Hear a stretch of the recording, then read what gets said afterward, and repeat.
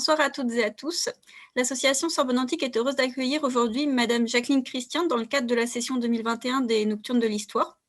Pour présenter rapidement l'association, Sorbonne Antique est une association étudiante qui vise à promouvoir et faire partager l'histoire et la culture de l'Antiquité sous toutes ses formes. Elle s'adresse principalement aux étudiants de la Sorbonne, qu'ils soient spécialistes ou simples curieux, mais également à toute personne passionnée par l'Antiquité. Pour cela, nous organisons, quand la situation sanitaire le permet, des voyages sur les sites antiques, des visites de musées, des expositions photos et des conférences. Nous proposons d'ailleurs une deuxième visioconférence le 7 mai avec Camille Lévy, chanteuse du groupe rock Nolysis, dont la démarche artistique est fondée sur la reprise de tragédies grecques, à laquelle nous vous convions bien sûr chaleureusement. Mais la visioconférence d'aujourd'hui a pour thème la mort de Cléomène Ier et sera présentée par Madame Jacqueline Christian, qui est professeure agrégée et ancienne maître de conférences de Paris X Nanterre et membre d'Anima. Elle est spécialiste de Sparte et de son territoire, notamment pendant l'Antiquité. Et elle a notamment participé à l'édition de l'ouvrage Léonidas, Histoire et mythe d'un sacrifice, ou celui sur les monnaies de Sparte en 2014. Donc voilà, comme je vous disais tout à l'heure, cette conférence sera enregistrée pour être diffusée ensuite sur la chaîne YouTube de Sorbonne Antique. Vous pourrez revenir du coup dessus par la suite. Et afin de faciliter la bonne réception de cette visioconférence, nous vous demandons donc de bien vouloir couper vos micros et les caméras si vous le souhaitez, mais vous pourrez les réouvrir pendant la session de questions qui suivra l'intervention de Madame Christian. Nous tenons enfin à remercier à nouveau Madame Christian de nous avoir proposé cette conférence, mais également Monsieur Couven pour son aide dans la préparation de cet événement, ainsi que l'organisation des Nocturnes de l'Histoire. Madame Christian, je vous laisse la parole. Merci. Bon, en fait, ça ne va pas être quelque chose d'aussi strictement resserré que le titre provocateur que j'avais donné au départ.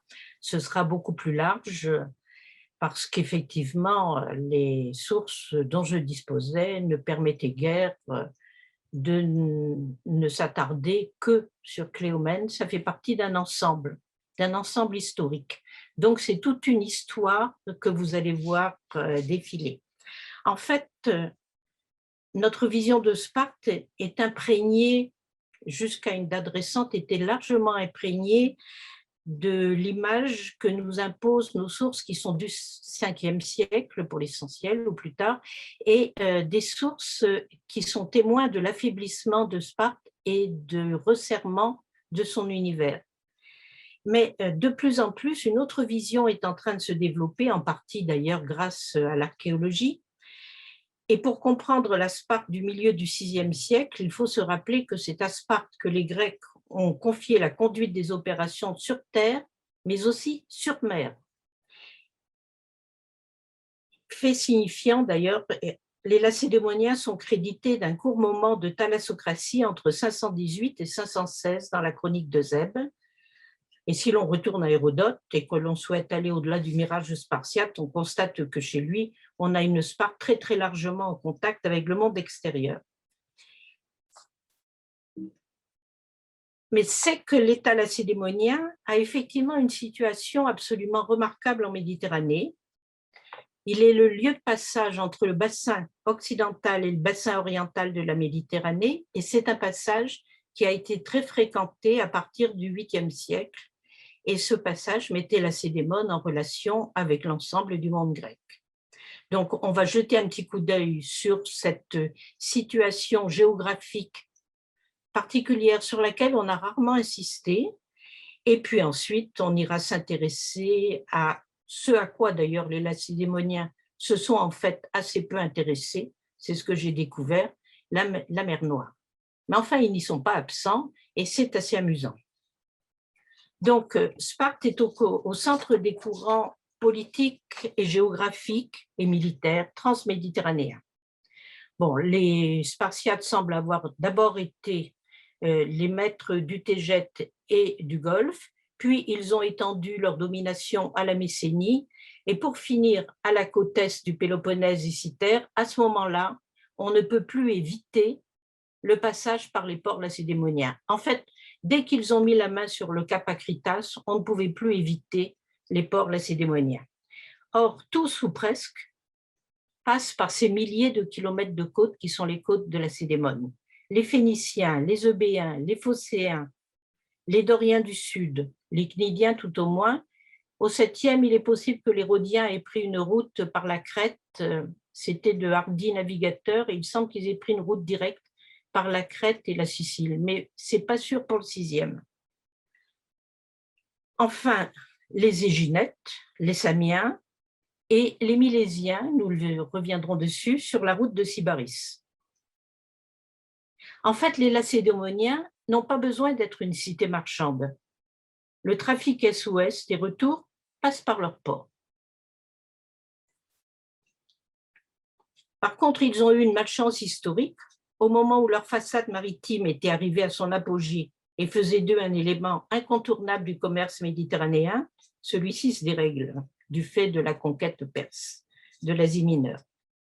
Alors, j'ai fait un sort un peu particulier à l'ensemble Milet-Sparte-Sybaris, car les liens de Sparte avec la mer Noire passent sans doute par Milet. Milet qui a un destin particulier. La mainmise de Cyrus donc, bouleverse le monde grec, on le sait pour les Phocéens qui abandonnent leur cité et partent vers l'Occident, et ils n'ont pas été les seuls. Plus tard, on verra aussi les Samiens, victimes de l'avancée perse.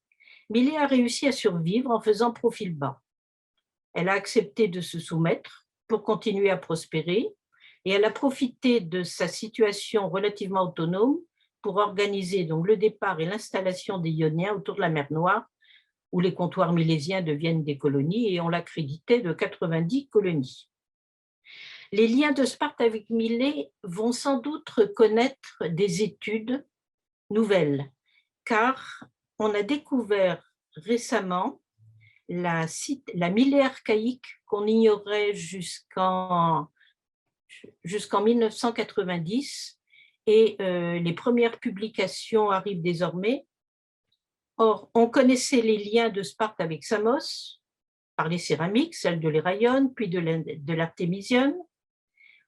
Et il paraît maintenant, d'après ce que j'ai lu de la part de celui Gérald Schaus, qui va publier ces céramiques, que les dépôts de céramique laconienne dans les fouilles de la Milet archaïque, dans le sanctuaire d'Aphrodite, que ces dépôts de céramique sont plus importants que ceux de Samos. En même temps, en Égypte, on a repris les fouilles de Nocratis en examinant le tessonnier et en particulier le vernis noir.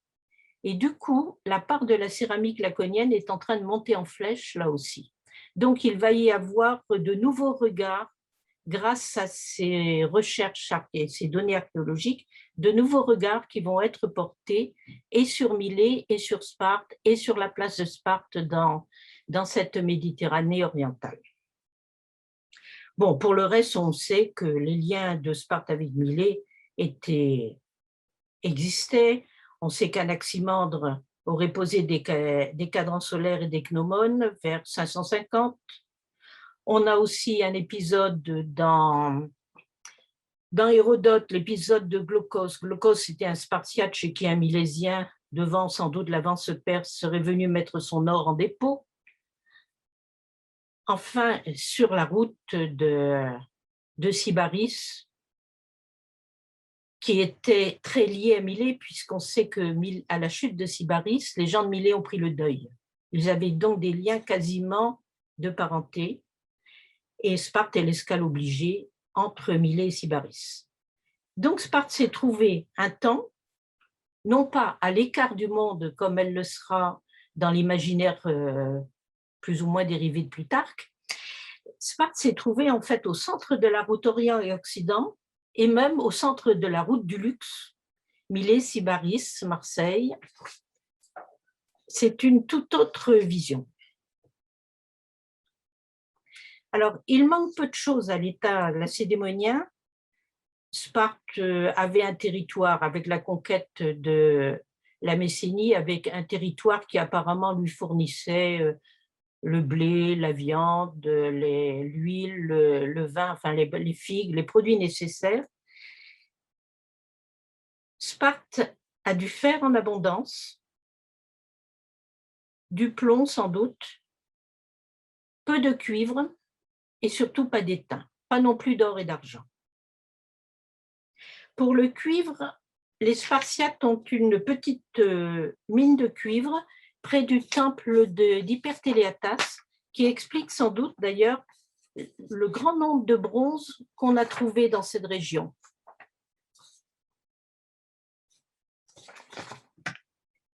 Je vous avais préparé une série de photos sur voilà, ces caps par où tout le monde est obligé de passer pour aller soit de Phocée à Marseille, soit de Milet à Sybaris. Ici, vous avez le cap Thénard. Et voilà le port du Thénard qui est situé quasiment à la pointe derrière les hautes montagnes, ici. En cas de tempête, c'était évidemment un refuge couru par les marins, mais en plus, il y avait dans ce cap béni de Poséidon, qui a d'ailleurs son sanctuaire sur le port que je viens de vous montrer, il y avait aussi 2 autres ports qui permettaient de s'abriter presque en toutes circonstances, et celui-ci est un port où les voiliers se réfugient souvent, car c'est un port bien abrité. Mais pour le reste, vous avez, voilà le reste de la route qu'il fallait passer pour passer du bassin oriental de la Méditerranée au bassin occidental. Ici, vous avez la pointe de l'île de la Phonissos, ici le Cap Malais, et là, vous avez l'île de Cythère. Et les bateaux étaient obligés de passer par là, puis par le Cap Thénard. Ici, c'est une autre vision, vue du Thénard. Voilà cette porte de la Méditerranée, entre la Méditerranée orientale et la Méditerranée occidentale. Là, vous avez Cythère et là, vous avez le Cap Malais. Bon, une autre vision d'un endroit un peu différent. Là, je suis au-dessus du port que je vous ai montré, qui était un port très bien abrité, et donc les bateaux pouvaient arriver directement. Voilà.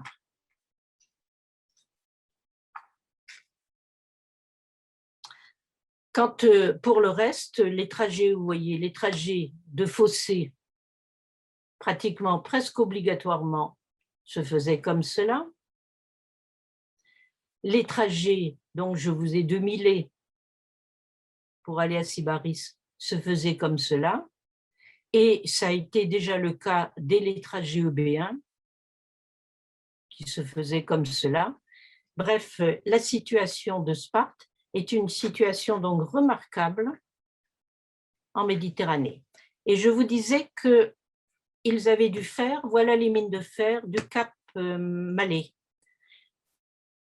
On voit ici les veines de fer, c'est extrêmement riche et ça a été exploité dès l'Antiquité. J'ai vu les bas-fourneaux de l'époque dans plusieurs endroits.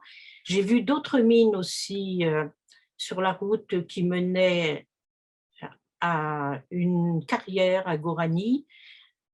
L'expédition de Morée a vu une mine même au-dessus du port que je viens de vous montrer à la racine du Cap Thénard. Donc, il ne manquait pas de fer parce qu'il y en a encore en skéritide, il y en a un peu partout. Par contre, donc, le problème, c'est le cuivre est insuffisant, le plomb et le plomb, non, ils en ont sans doute dans le Tégète, mais l'étain est totalement absente et il faut s'en procurer.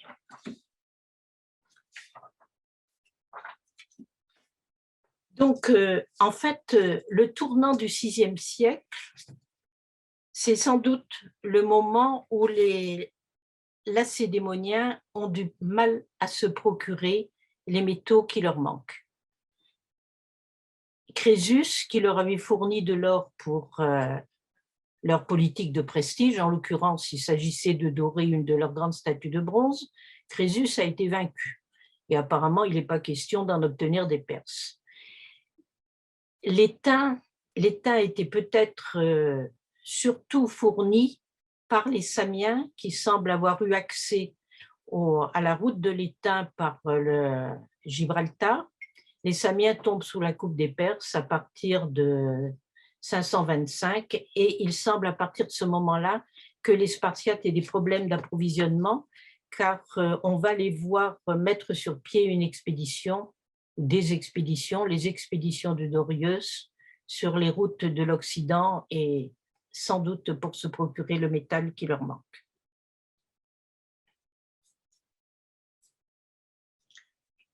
En effet, Sparte est devenue une puissance militaire. Elle est devenue sans doute dès la conquête de la Messénie et elle s'est renforcée par la suite. Or, si vous comptez qu'il a fallu équiper 10 000 hommes en hoplite pour plater, à seulement 25 kilos de bronze par panoplie, ce qui n'est pas énorme, hein, ce qui est plutôt léger. Ça fait 250 tonnes de bronze sur le terrain, dont 30 tonnes d'étain.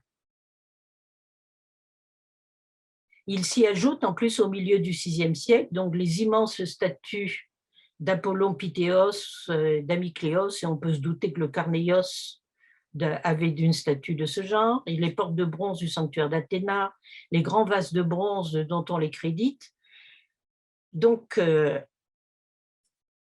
en fait, ils avaient certainement besoin de se fournir en cuivre. Le cuivre, ce n'était pas trop difficile, il venait de Chypre, mais en étain. Cela dit, puissance militaire, le corollaire, c'est que Sparte au VIe siècle est une cité de bronziers. Et ils en revendent certainement une partie sous forme de produits finis, vases, statuettes, des armes sans doute aussi. Alors, quelles sont les connexions avec la mer Noire là-dedans? En fait, les sites n'ont pas plus de métal que les Spartiates, même sans doute plutôt moins. Où trouver de l'or? Il y avait une région très réputée en mer Noire pour ce fait, c'était la Colchide, le pays de la toison d'or.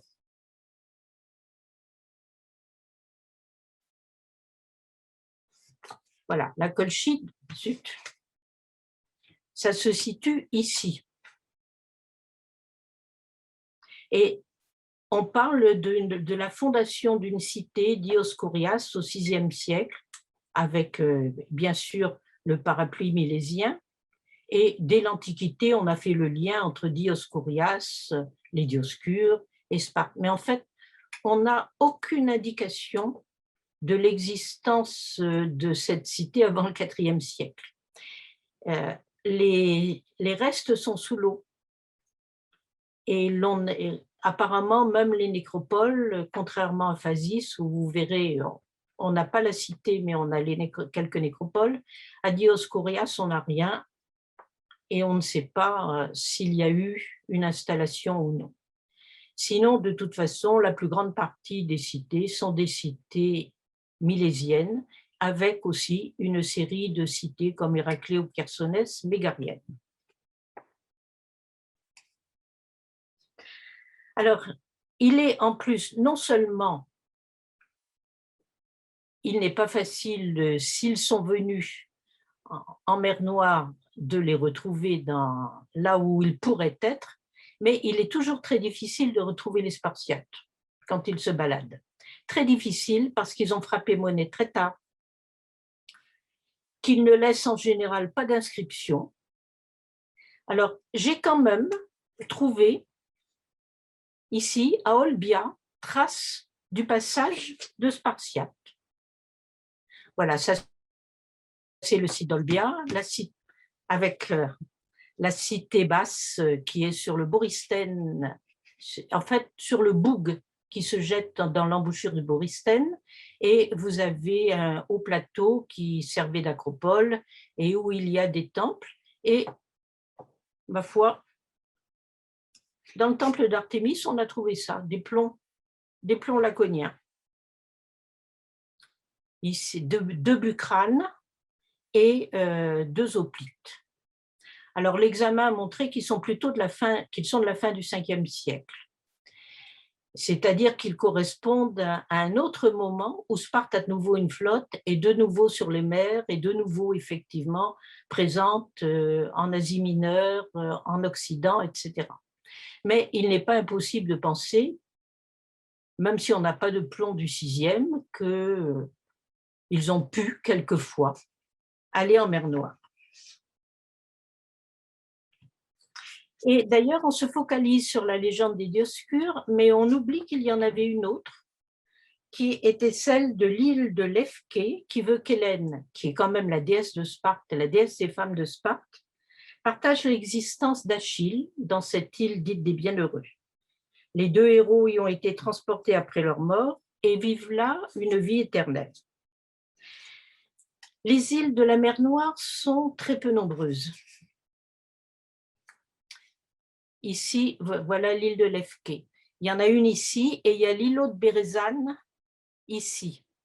Elles sont très peu nombreuses, mais elles sont très importantes car vous avez une côte avec d'énormes estuaires, des lagunes en quantité, où un bateau aurait perdu un temps fou s'il avait dû suivre la côte. Tandis que là, les îles servent de repère et l'on sait que quand on a passé Lefké, un jour ou deux, après, on peut se rabattre vers la côte et arriver à Tyros.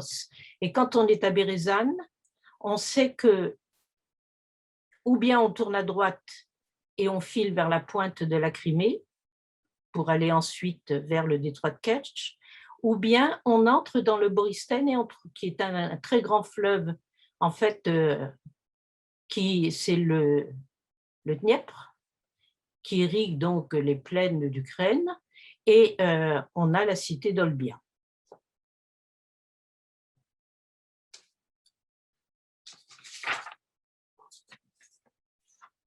Alors, quelles autres indications d'une présence ou de relation, plutôt pas de présence, de relation laconienne pourrait-on avoir? D'après Stibbe, il y a deux grands de ces vases, celui-là est en bronze doré, il a été trouvé à 300 km d'Olbia, si j'ai bien compris, et bon, on le classait normalement dans les vases de bronze laconien. Maintenant, c'est remis en question. En gros, il y a deux écoles. Stibbe continue à défendre Mordicus, et Stibbe, que j'ai vu travailler en Laconie, connaît très bien le matériel laconien. Il continue à défendre l'origine laconienne de ce type de grand vase, mais il y a une école gréco-française, si je puis dire actuellement, qui en crédite Corinthe. Je ne vais pas m'immiscer dans la querelle, je vais simplement apporter mon propre document. Vous avez vu les petites vaches les petites vaches qu'il y a sur le col ici. Bon, vous avez celle-ci, très proche, dans les bronzes de Sparte, au musée de Sparte.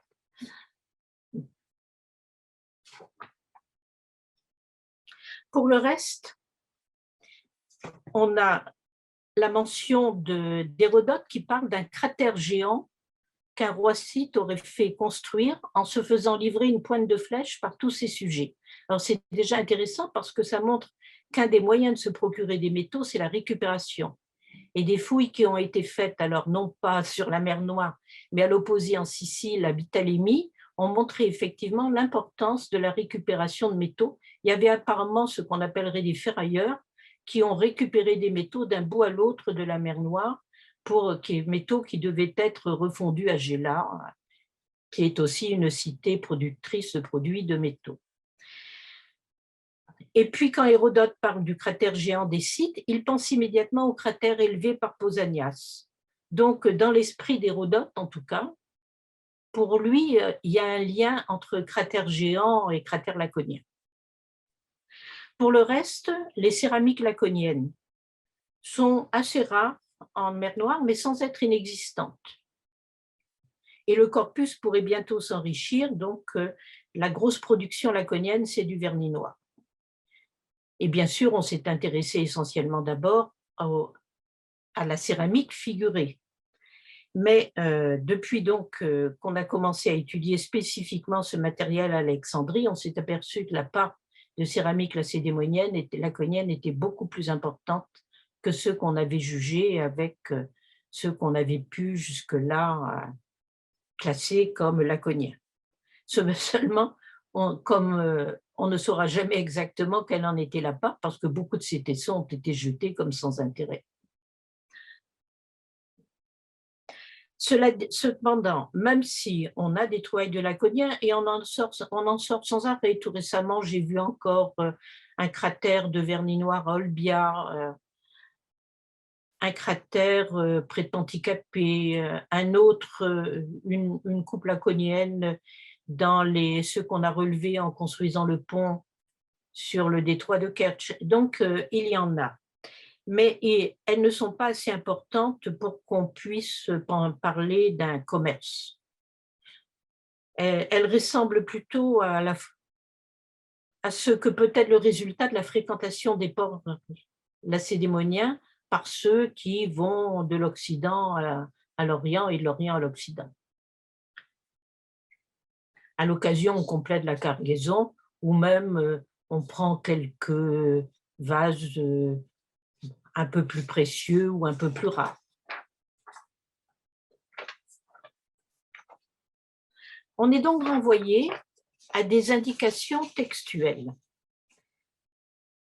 Hérodote nous décrit l'univers des Scythes qui s'étend de plus ou moins du Dniestre, du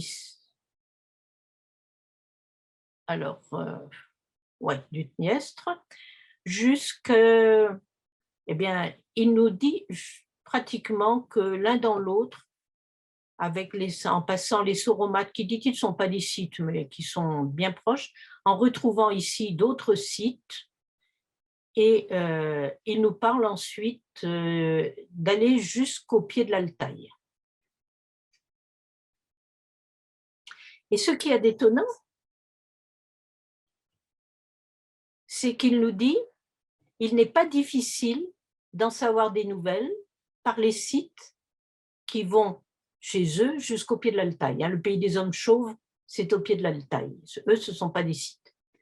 Mais il n'est pas difficile d'en avoir des nouvelles par les Scythes qui vont chez eux, par les Grecs de la ville située sur le Borysthène, c'est-à-dire normalement Olbia, et par ceux des autres villes commerçantes situées sur le pont Euxin, c'est-à-dire essentiellement celles de la mer d'Azov et du détroit de Kertch. Donc, c'est un monde qui était connu.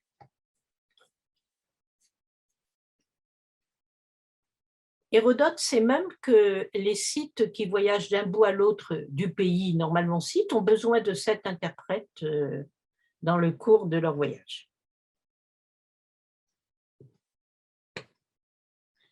Et on a fouillé effectivement dans l'Altaï.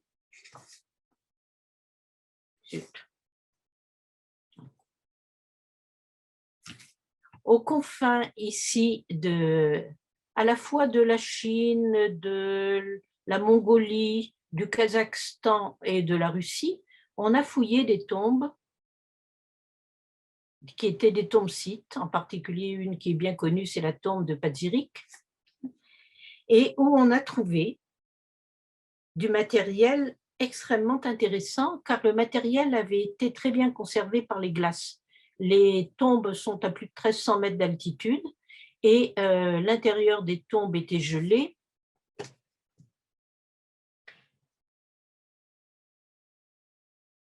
Et ces tombes ont révélé du matériel de la seconde moitié du VIe siècle avant Jésus-Christ au IIe siècle avant Jésus-Christ. Il y a une mission française, celle de la MAFAC, qui a opéré dans ces régions-là. Donc, on peut trouver une bibliographie, même en français, des renseignements sur ce qui s'est passé dans cet endroit. Il se trouve qu'en visitant le musée de l'Ermitage à Saint-Pétersbourg, j'avais relevé dans une tombe scythe, donc, une peau d'homme tatoué. Du coup, j'ai renvoyé des amis revoir et eux, ils m'ont ramené complètement, alors, une momie totale. Or, ce qui m'avait frappé, c'est que, parce qu'il y a des textes qui nous disent que les efforts d'une part, les rois de l'autre, à Sparte, gardaient comme talisman une peau d'homme. Et on a des noms qui nous sont donnés par Diogène Laërte, Sicens Odibios, par Plutarque aussi, qui sont les noms d'Épiménide et de Phérécyde. Et puis la peau d'Épiménide aurait été conservée par les efforts, et celle de Phérécyde par les rois. Et il y a même un article d'Étienne de Byzance qui semble indiquer que Dorius s'est arrangé pour avoir une peau de ce type pour partir en expédition, celle d'un étrange personnage, Antenna, qui se prétendait fils de Poséidon. Ces peaux, pour avoir valeur de talisman, avaient certainement une caractéristique particulière, et ça nous est précisé d'ailleurs pour Épiménide, sa peau était marquée de signes, c'est-à-dire qu'il était tatoué. Or, les Grecs ne se tatouaient pas, et les sites occidentaux non plus. Il fallait aller plus loin, il fallait aller chez les Sakas, du côté de la Caspienne et de la mer d'Aral, pour rencontrer cette pratique.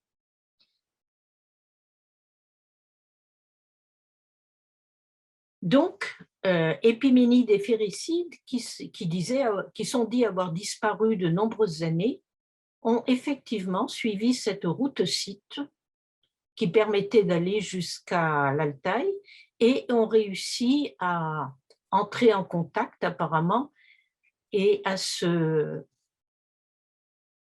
faire reconnaître peut-être parce qu'ils venaient de loin, parce qu'ils avaient des pratiques comme chamans.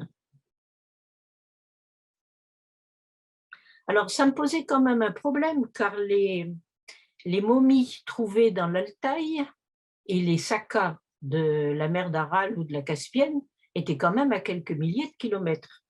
Jusqu'au jour où j'ai trouvé, comme justement il y a une mission française qui travaille là-dessus, dans une publication scientifique, qu'un chercheur du CNRS travaillant sur les parasites contenus dans les corps avait démontré qu'en fait ils avaient vécu dans les zones chaudes, près de la Caspienne, et qu'ils avaient été enterrés très loin de leur lieu de vie, ce qui rappelait un texte d'Hérodote qui, pour les sites d'Europe, parlait comme ça, pour les personnages importants, d'une promenade du corps pendant au moins 40 jours, ce qui veut dire qu'il était embaumé, momifié d'une certaine façon, et d'un enterrement loin de l'endroit où il avait vécu. Ben là, l'enterrement est encore beaucoup plus loin, et une partie des corps, vu le matériel qu'on a retrouvé, de cassolettes, justement des fumigations apparemment de cannabis, voire de l'opium, tout ce matériel qu'on a retrouvé semble indiquer qu'il s'agissait de ce qu'on appelle maintenant des chamans, c'est-à-dire des gens qui ont des pratiques rituelles tendant à soumettre les forces de l'au-delà à leur pouvoir. Et c'est sans doute ce que le goût des dirigeants spartiates pour ces peaux de voyageurs semble attester. Ces gens sont allés donc, dès le début du VIe siècle ou la moitié du VIIe siècle, ils sont allés jusqu'au bout du chemin des explorations, peut-être vers le monde de l'or, car l'or des Scythes vient de l'Oural ou de l'Altaï.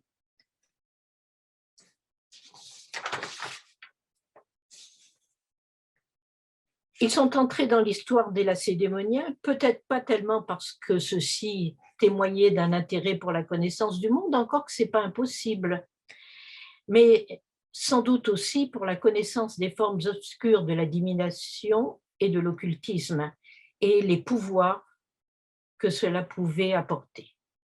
Car Sparte était lancée dans une course à la puissance, et ce genre de pratique a dû sembler intéressante aux dirigeants de Sparte. Et il y a un texte très amusant d'ailleurs qui est au Ve siècle, Hérodote nous dit « Les Lacédémoniens ne s'appliquent pas aux sciences et aux arts ». Ils semblent avoir préféré, effectivement, au lieu de prendre ce qui sera la pratique de ce qu'on appelle la philosophie grecque, le développement de la pensée rationnelle, il semble avoir préféré l'occultisme et le chamanisme. Voilà, c'est le texte ici. Tous les peuples de la Grèce s'appliquaient aux sciences et aux arts, excepté les Lacédémoniens.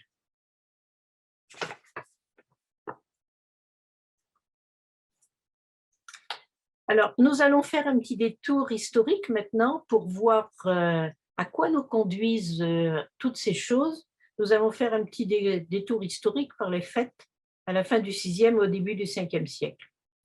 Sparte n'est pas une monarchie. Sparte est une royauté, mais c'est une diarchie.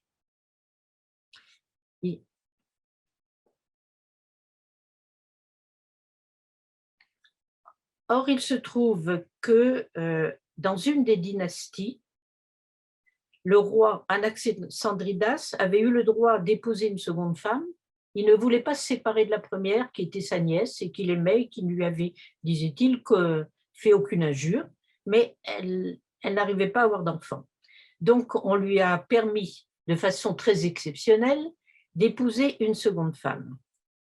Et celle-ci, effectivement, est rapidement tombée enceinte, mais la première femme est tombée enceinte en même temps. Et donc, il y a eu 2 enfants, dont l'aîné était celui de la seconde femme, Cléomène, qui sera Cléomène Ier, et dont l'autre, Dorius, était le fils de la première femme.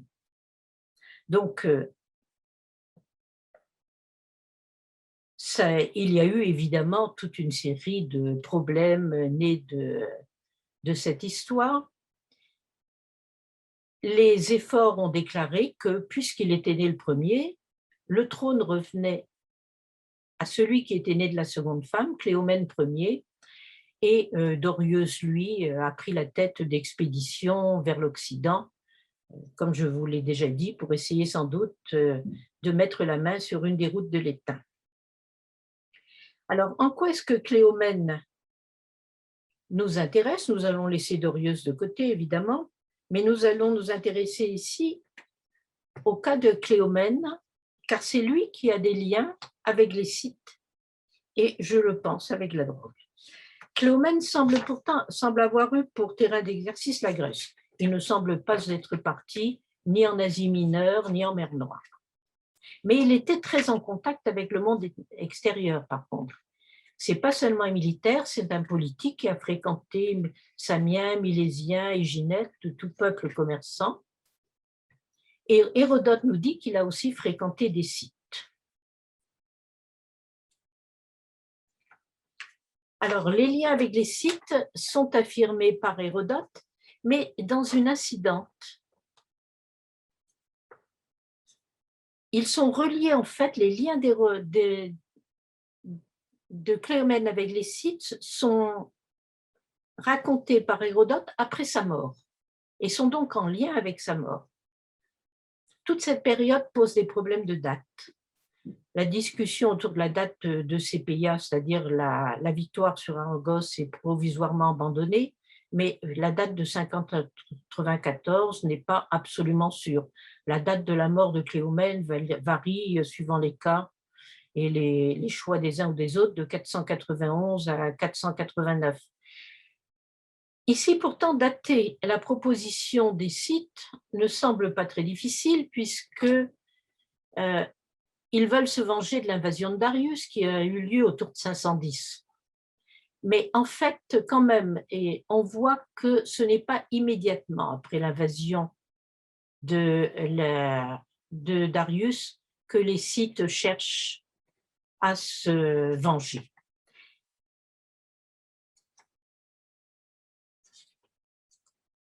À cette époque, d'ailleurs, après l'invasion, qui a été un échec d'ailleurs, de Darius en Scythie, Cléomène est très occupée à essayer apparemment de faire entrer Athènes dans la Ligue du Péloponnèse.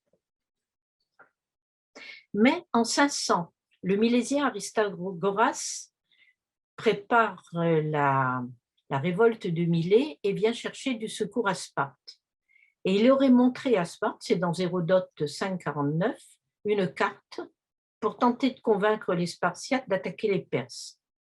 Or, la stratégie des Perses, vous le voyez, est d'envahir par la Médie. Ils tâcheraient de pénétrer du côté du Phase, c'est-à-dire de l'autre côté du fond de la mer Noire, tandis que les Spartiates partiraient d'Éphèse. Il y a déjà une espèce de cartographie qui est en jeu dans ce texte.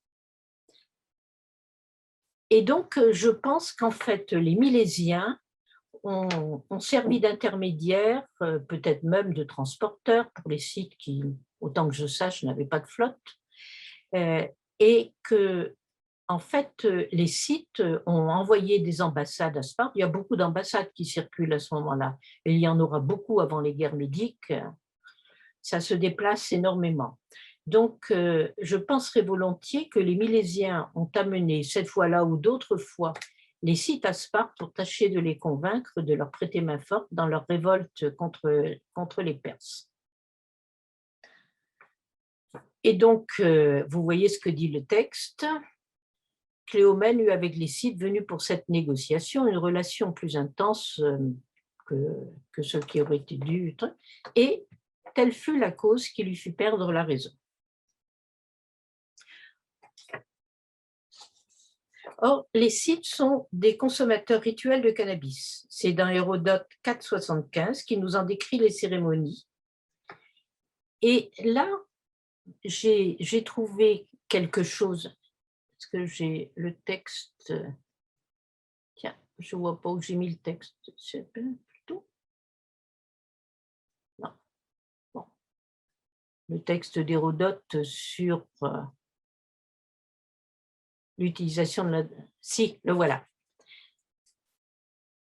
Les Scythes prennent de la graine de chanvre, s'étant glissés sous des tentes de laine foulée, des espèces de yurts. Ils mettent de cette graine sur des pierres rougies au feu. Lorsqu'elle commence à brûler, elle répand une si grande valeur. Les Scythes jettent des cris confus. Bon, donc ils utilisent du cannabis sous cette forme. Et ici, vous avez quelque chose d'intéressant, c'est dans le Kouban, c'est-à-dire au nord, juste au nord du Caucase, mais assez près de la mer Noire. On a fouillé, il s'agit à Saint-Gilevskoye, un certain Belinsky, archéologue de Stavropol, a trouvé une tombe riche en or, donc vous voyez, bracelets, anneaux, gobelets et 2 récipients décorés de scènes scythes. Et l'analyse de ce qu'il y avait dans ces récipients, c'était des résidus d'opium et de cannabis. Donc, effectivement, il devait être assez facile de se procurer ce genre de choses.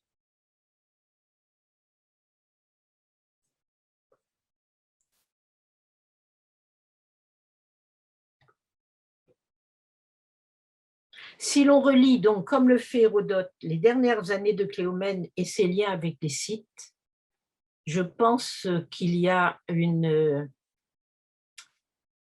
comment dirais-je, une déformation de décence en disant que c'est le vin pur qui a fait la folie de Cléomène. Parce qu'il y a une chose, c'est qu'Hérodote est le seul dans ce texte où il parle bien du cannabis. Hein. Vous voyez, le mot apparaît là. Mais c'est le seul texte grec qui nous en parle. Or, comme je viens de vous montrer, c'était apparemment facilement accessible. Tous les bouges du Pirée avaient certainement des marins qui connaissaient ce genre de choses, les cités grecques de la mer Noire certainement aussi. On ne nous en parle jamais.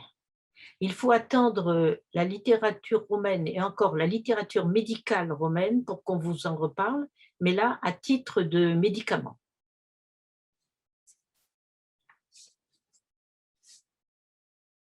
Il semble que la consommation de drogue soit un tabou absolu en Grèce. Mais comme on voit la paille dans l'œil du voisin et pas la poutre dans le sien, c'est bien connu, on peut penser que les Grecs nous le racontent sous une autre forme. La première, par exemple, dans Hérodote, c'est l'anecdote qu'il nous raconte sur le roi Schylès, qui était un roi scythe, mais né d'une mère grecque, et qui venait un mois par an à Olbia pour fêter les fêtes dionysiaques.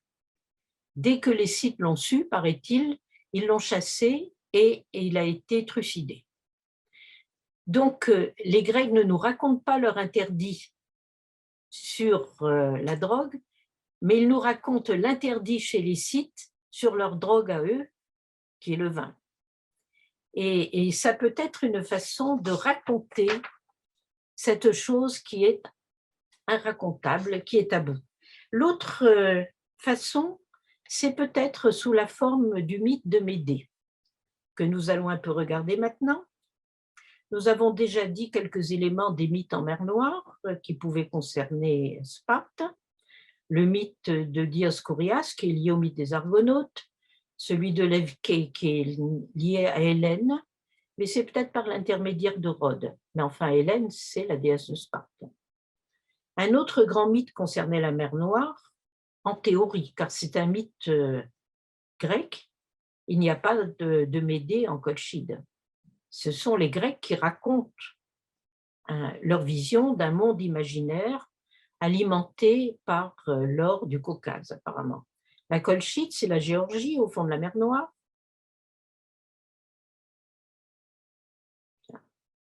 Bon, je sais pas. Je vous ai montré tout à l'heure une carte de la mer Noire. C'est au sud du pays des Scythes et le pays ne semble pas avoir attiré de peuplement grec ou l'avoir attiré assez tard. Donc. Il était peut-être peuplé de populations trop farouches parce que je suis tombée en 2005, je crois, sur cette équipe d'archéologues géorgiens qui fouillaient au nord du Fars, aux frontières de l'Abkhazie, une tombe collective. Alors, ils m'ont dit qu'ils n'avaient jamais vu ça.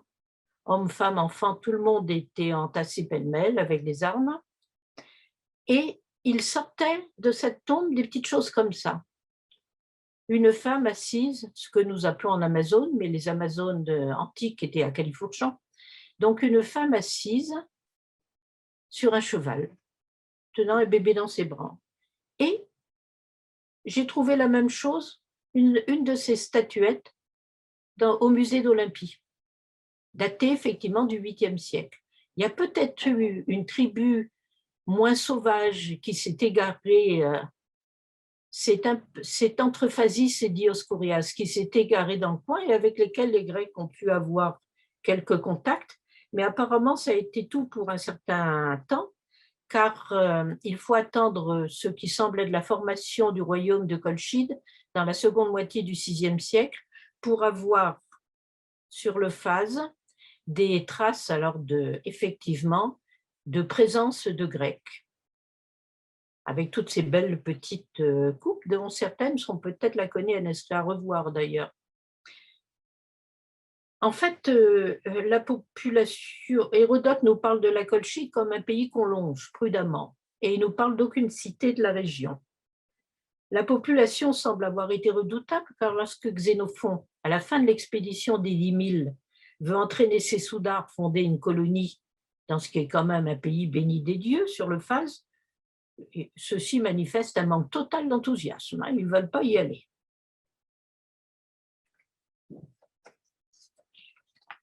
Mais enfin, donc, à partir de la fin du VIe siècle, il y a un royaume qui semble tenir un peu ses populations, et il y a donc, semble-t-il, des populations grecques qui s'y établissent, au moins pour commercer. La nécropole est mixte, il y a des traces de présence grecque et une forte présence indigène. C'est une nécropole qui se trouve à l'embouchure du Phase. La cité, elle, est sous les sables, sous l'eau. Mais le mythe de Médée existe bien avant. Il est fondé sur le fait qu'on savait quand même qu'il y avait de l'or dans cette région. Et le mythe nous raconte une méta-histoire. Il ne nous raconte pas l'histoire, il nous raconte une autre histoire. On a mention de Médée déjà dans les Corinthiaca de Mélos de Corinthe. Et c'est là qu'apparaît d'ailleurs la première mention de la terre de Colchide.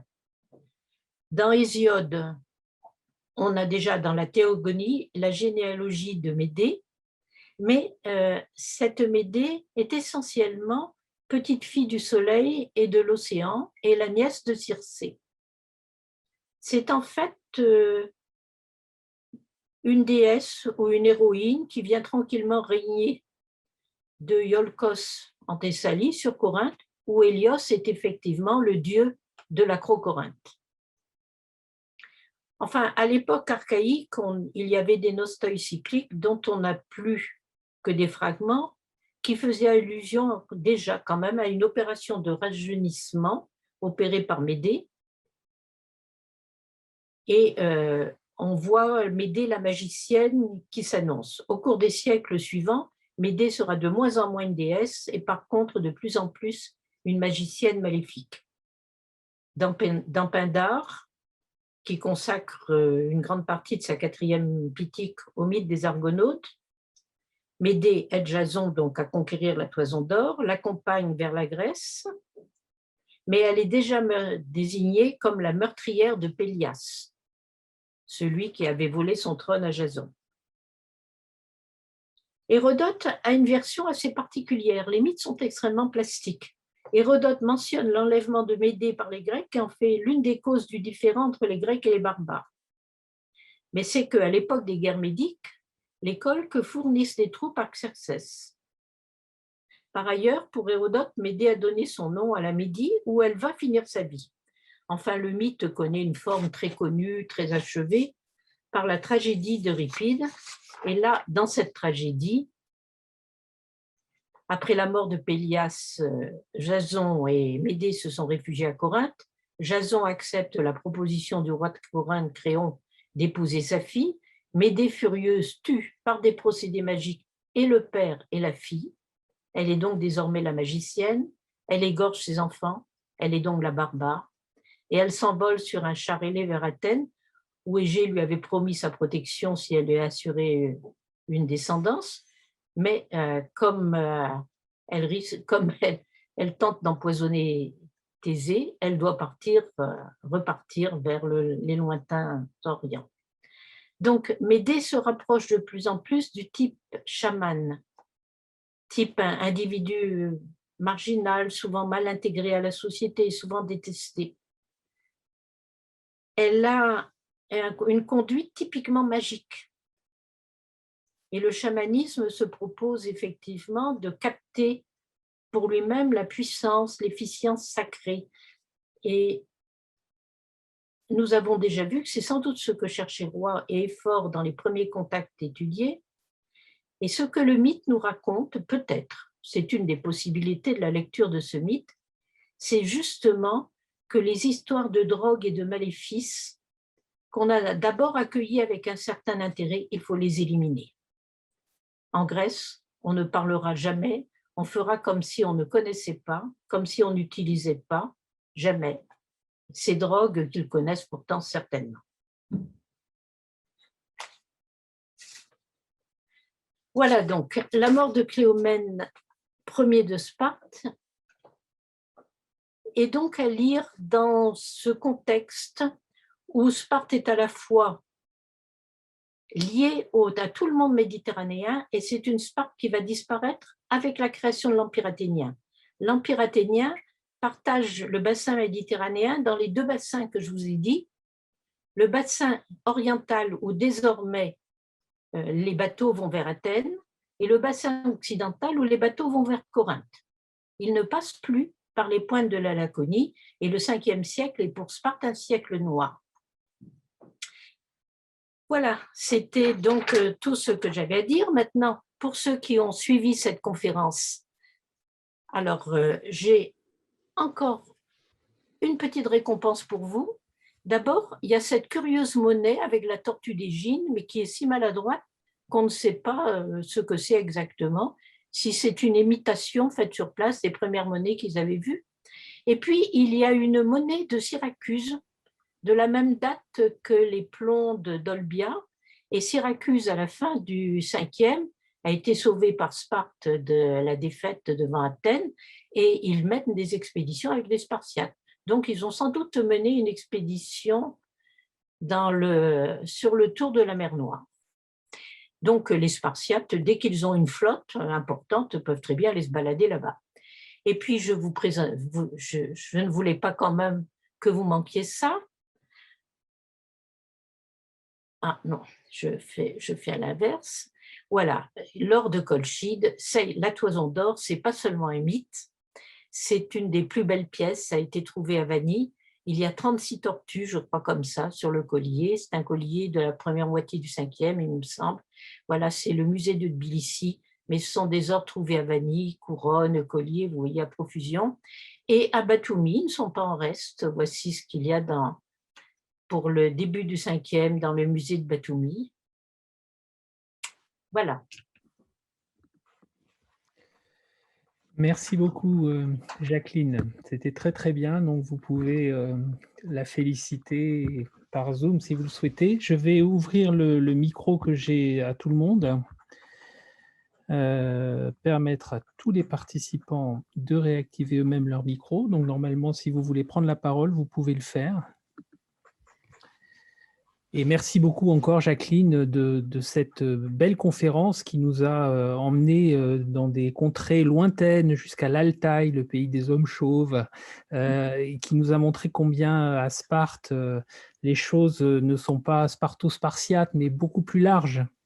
Et vous nous avez montré des cartes aussi, c'est extraordinaire, et des choses que vous-même avez vues dans des musées, à l'Ermitage, un peu partout, quoi. Donc c'était très bien, formidable. Oui, merci beaucoup, Madame Christian. C'était très intéressant. Donc là, chacun peut poser ses questions si vous en avez, soit prendre directement la parole à l'oral, soit poser la question sur le chat et on pourra vous répondre ensuite. Voilà, on pourra relayer. Alors, est-ce qu'il y a des questions?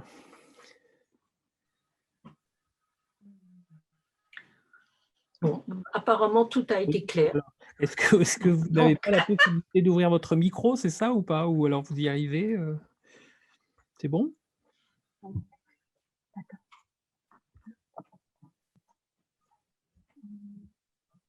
Oui, allez-y, oui, Nancy. Bonjour, merci beaucoup Jacqueline Christian pour cette conférence. Du coup, moi j'ai une question qui va concerner effectivement Cléomène, parce que justement, est-ce que vous croyez quand on voit sur la fin de sa vie le moment où il est en train de frapper tout le monde avec son bâton, par exemple, ou vous pensez qu'on peut l'expliquer effectivement par l'influence du cannabis? Je pense, oui, parce qu'il a fait des tas de... Il a 4 ou 5 années là où il divague complètement. À Argos, il se livre à des gestes impies. Il a promis la vie sauve aux gens qu'il a fait sortir du bois, il a massacré tout le monde. Et pire, quand il est allé offrir un sacrifice à l'Héraion, le prêtre lui a dit qu'il ne pouvait pas, qu'il devait passer par le prêtre. Il a fait fouetter le prêtre et il a offert le sacrifice quand même. Ce qui était dans la Grèce antique et de la part d'un Spartiate quelque chose d'impensable, enfin. Il faut vraiment avoir perdu la tête. Et puis, quand il s'est ensuite précipité à Égine pour satisfaire les Athéniens qui en voulaient aux Éginettes et qu'il a commencé à prévoir de remettre les Éginettes aux Athéniens et pas aux Spartiates, Démarate le lui a fait remarquer que ce n'était pas normal. Il est devenu fou et il s'est arrangé pour faire décréter Démarate bâtard et le faire fuir. Et puis ensuite, comme quand même ça commençait à faire beaucoup, et il est parti, il a abandonné sa royauté, il est parti en Thessalie. Et il y a donc sûrement, il y a un petit texte de Justin qui parle d'une demande faite par Gélon à Léonidas, frère du roi de Sparte. Et ça se situe apparemment dans les années 91-90. Et donc, Léonidas, avant même la mort de son frère, avait pris les rênes à un moment. Et apparemment, Cléomène ne l'a pas supporté, il est revenu. Mais même en Arcadie, il a fait des choses bizarres. Ce qui l'intéressait, c'était le Styx. Et quand il est rentré à Sparte, alors évidemment, on nous dit qu'il avait une conduite totalement divagante. Et d'ailleurs, il a fini d'une façon tout à fait étrange. Cela dit, là, je ne suis pas sûre que ses frères n'aient pas facilité son passage vers l'au-delà. Hein, parce qu'on nous dit qu'il a pris la Macaïra de Lilotte qui le gardait.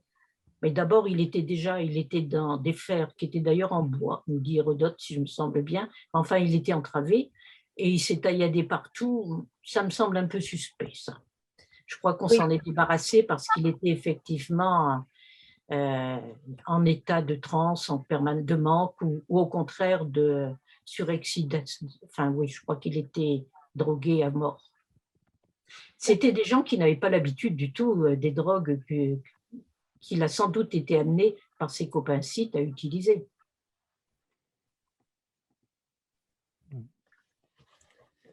Merci à vous. Oui, Du coup, je vais laisser la parole aux autres. Donc, merci bien. Est-ce qu'il y a d'autres questions? Bon, bah écoutez, il y a peut-être des gens qui veulent écouter Macron. On m'a assez entendu. Oui, Je pense mais- que Bien sûr, mais si bon. personne n'a de questions à me poser, ça Moi, m'intéresse. J'avais simplement une question qui est une remarque également, Jacqueline. Je trouve qu'effectivement, on n'a pas beaucoup de monnaie pour suivre à la trace ces Spartiates donc dans le bassin méditerranéen et y compris autour de la mer Noire. On a en revanche beaucoup de vases et puis aussi de la statue, enfin des petites statuettes en métal également. Et alors néanmoins, vous avez montré paradoxalement une monnaie à la fin là, d'Égine, c'est ça? Enfin, ou une contrefaçon. Oui. Et je peux vous dire, pour avoir donc passé de longues années à Sparte, sur le terrain, dans les musées, que les Spartiates utilisaient, avant l'interdit du début du IVe siècle, ils utilisaient des monnaies d'Égine. Mhm. On en trouve. Même à Issomie, le fouilleur d'Issomie, qui publie régulièrement tout, il avait pour ces périodes-là des monnaies d'Égine, drachmes et demi-drachmes. Mhm. Voilà. Je crois que Madame Verbank avait une question. Oui. Ah, si je peux me permettre, ou alors c'est terminé, c'est comme vous voulez. Non, Voilà. allez-y. Non, j'ai vu que vous vouliez poser une question. En tout cas, un très grand merci pour cette belle conférence qui, effectivement, ouvre des portes fort intéressantes sur justement la démence, les problèmes d'alcoolisme aggravé, parce que ça pourrait être quand même une démence liée à un alcoolisme au stade presque final. Et je pense qu'il n'avait pas besoin des sites pour l'alcool. S'il boit le vin pur, oui, ça c'est sûr. Mais est-ce que le grec, plutôt qu'un tabou, est-ce que ce n'est pas plutôt un refus de consommer des substances qui font perdre justement le contrôle, puisque dans les banquets, on coupe le vin précisément pour ne pas en arriver à un stade extrême de perte de contrôle. C'est tout à fait possible. Et je pense au passage de Théophraste, donc ce serait plutôt vu comme un poison. J'ai fourni mes propres réflexions. Évidemment, on peut en avoir d'autres, c'est évident. Mais quand même, c'est pas de moi le fait que c'est un tabou. Hein. C'est un chercheur qui a travaillé là-dessus. Bon, j'ai ça dans mes notes, mais je n'ai pas sorti la bibliographie parce que ça n'en finirait pas. C'était pas l'objectif de cette conférence. Donc, mais c'est un chercheur qui a travaillé là-dessus et qui a remarqué effectivement que personne, à part Hérodote dans ce texte, et qui s'applique au site, personne ne parle jamais, alors qu'ils connaissent donc le cannabis, puisque c'est dans Hérodote emploie le terme, personne n'en parle jamais dans les textes grecs. Mais on peut penser, il y a un passage de Théophraste sur la recherche de plantes. Je me demande s'il ne parle quand même pas de cannabis d'une part, et d'autre part, il y a cet épisode intéressant où il dit, je crois que c'est la Justia, mais je n'en suis plus sûre, excusez-moi, j'aurais dû vérifier, où il dit effectivement une graine donne de l'euphorie, et puis 2 graines mènent à la, mais je suis persuadée, à la folie, et puis alors à 3 graines même à la mort. Donc ils savent bien qu'il y a une gradation dangereuse. Mais je suis persuadée que dans les mystères, et peut-être même ce qui a conduit l'équipe d'Alcibiade à faire des horreurs sur les Hermès, je pense que oui, ça circulait mais c'était tabou. On ne pouvait pas en parler. C'était soit cérémonie secrète, soit interdit. Et donc ne pouvait être consommé que sans le dire.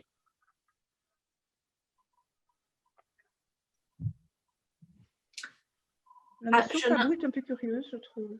Bon, bah écoutez, c'est... Mais bon, c'est intéressant, c'est tout à fait intéressant, j'en conviens, et ça explique aussi certains comportements, bien entendu. On peut penser aussi à la folie d'Héraclès et des choses comme ça. Il y a toute une série d'études sur les folies antiques. Oui, bien sûr.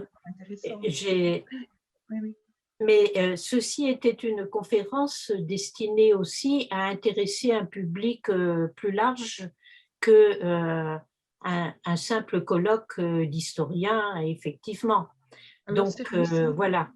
Alors, je pensais effectivement que ça pouvait avoir de l'intérêt, mais tout se discute, c'est sûr. Je ne tiens pas mordicus à mes interprétations, c'est simplement celle qui m'est venue à l'esprit. D'autres peuvent en fournir et certainement des bien plus savantes. En tout cas, merci beaucoup. Ça ouvre beaucoup de perspectives et c'est vrai que ça doit vraiment... Mais ça m'a permis aussi de vous faire connaître un certain nombre de documents que j'ai pu accumuler et qui ne seraient pas forcément connus autrement. Voilà. Tout à fait. Merci beaucoup. Merci beaucoup, oui. Je vous en prie. Est-ce qu'il y a d'autres questions? Non? Alors, avant de laisser la parole également à Manon Courtois, qui représente l'association Sorbonne Antique, rappeler d'un mot que nous sommes dans le cadre des Nocturnes de l'Histoire, qui est une expérience qui n'avait malheureusement pas pu avoir lieu l'an dernier, qui a eu lieu cette année en distanciel. Et c'est une manifestation nationale à laquelle est partie prenante la SOFO, la Société des professeurs d'histoire ancienne de l'université. Et comme je constate qu'il y a donc la présidente de la SOFO parmi nous ce soir, peut-être veut-elle dire un mot à ce sujet ou est-ce que Très rapidement, Jean-Christophe, merci de me donner la parole. Je voudrais dire d'abord que je n'ai pas pu écouter la totalité, chère Jacqueline, de la conférence parce que je me suis partagée entre les diverses manifestations, mais je voudrais vous féliciter, vous Jacqueline, et plus largement Sorbonne Antique, d'avoir réussi à tenir le cap jusqu'au bout et à tenir l'organisation de la manifestation. Nous regrettons évidemment beaucoup de reports et d'annulations partout en France. Ce n'est pas votre cas. Et bravo aussi à vos auditeurs qui se sont mobilisés en dépit d'une actualité assez riche et assez prenante. Je ne sais pas si on a besoin de drogue, mais en tout cas, dans les derniers mois, je crois qu'on a eu beaucoup besoin de culture et les Nocturnes de l'Histoire sont là pour répondre à ce besoin. Souhaitons que la 3e édition, et je le dis au nom du comité de pilotage, donc le 30 mars de l'année 2022, souhaitons que la 3e édition ne soit pas marquée par le sort comme l'ont été les 2 premières. Mais en tout cas, bravo à vous d'avoir mené votre projet jusqu'au bout. J'en suis très très contente pour la vitalité de nos études. Merci. Merci beaucoup, Sylvie. Oui. Donc Manon Courtois, la prochaine réunion a lieu quand en fait à Sorbonne Antique? Parce que peut-être qu'il y aura aussi une diffusion. Comme je le disais tout à l'heure, la prochaine visioconférence, parce qu'on avait prévu un concert, mais qui ne pourra pas avoir lieu à cause du contexte sanitaire actuel, aura lieu le 7 mai à 18h30. On peut retrouver les informations sur notre page Facebook, sur notre page Twitter ou sur tous les réseaux sociaux, notamment aussi Instagram. Et là, ce sera plus une présentation en musique par une artiste qui s'appelle Camille Lévy et qui reprend des tragédies grecques, en extrait certaines tirades ou tout, et les met en musique sur une musique plus rock avec sa harpe électrique et le groupe auquel elle appartient. Donc c'est plus la réactualisation de textes antiques dans un mouvement plus contemporain, on va dire, qui nous intéressait et qu'on voudrait faire partager à tous ceux qui veulent venir. Et je tenais encore à remercier Madame Christian pour sa conférence, c'était très intéressant, je trouvais ça vraiment très intéressant, et merci aux Nocturnes de l'Histoire de nous avoir permis de faire tout ça, et à Monsieur Couven pour son aide sur toute l'organisation logistique. Purement logistique, oui. Mais merci à vous.